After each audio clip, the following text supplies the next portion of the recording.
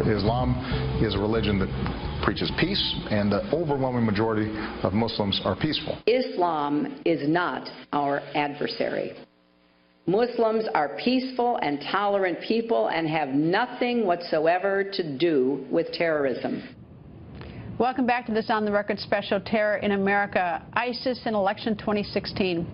Now, one former CIA covert officer says it is time for politicians to stop saying Islam is a religion of peace. Former CIA covert officer Brian Dean Wright goes on the record. Good evening, sir, and why do you say that? Well, listen, it has been 15 years since we were first attacked after 9/11, and each of those attacks from Chattanooga, Fort Dix, count them, not only the ones that were successful, but those that were not.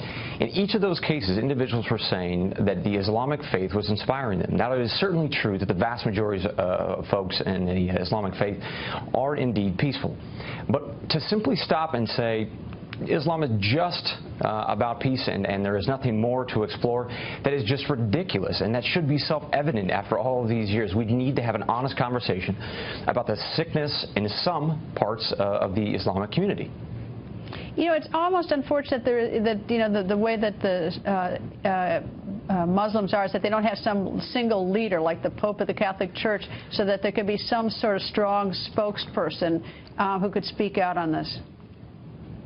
Well, but you do have some fantastic people in this country, for instance, progressive women who are in the Muslim community who are trying to stand up and say that Islam ought to be different. So there are those voices out there, and I'll give you an example. When President Obama went to the mosque in Baltimore, he had an opportunity with those women to bring them front with him or point out their good work, to say, listen, the women who are in front of me represent Islam. The fact that you're pushing these other women into the back of your mosque and not letting them worship with you, or you're forcing them, to wear a hijab, or the fact that in Islamic culture, gay people aren't accepted, you all need to wrestle with that. The fact that the president isn't using the bully pulpit to that end, I think, is a bad thing, especially because there is no singular sort of pope, as it were, within Islam. Well, as a former CIA officer, I'm curious what you think about CIA Director Brennan's statements this week, which were certainly different from what the president said 2 days earlier. Yeah, very troubling. I think there's probably some hand-wringing going on both in Langley and downtown. Those messages are generally speaking coordinated in advance. So I'm not sure what transpired there, but good on Brennan for being honest. I mean, if I were President Obama, I'd be very distressed that my CIA director said something as crime. I mean, where the president said that ISIS is on the defense, and then the CIA director says it's worse. Yeah.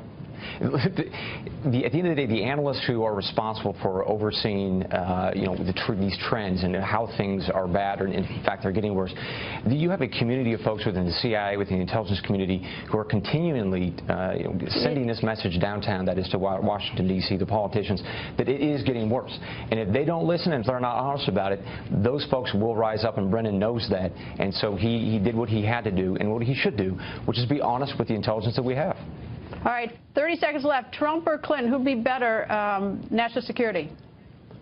Holy smokes. You're asking me to choose between two terrible options, to be blunt with you. It's like chlamydia or gonorrhea. They're both bad, to be honest with you. The intelligence community has been disappointed, I think, across the board with Clinton's service in many respects.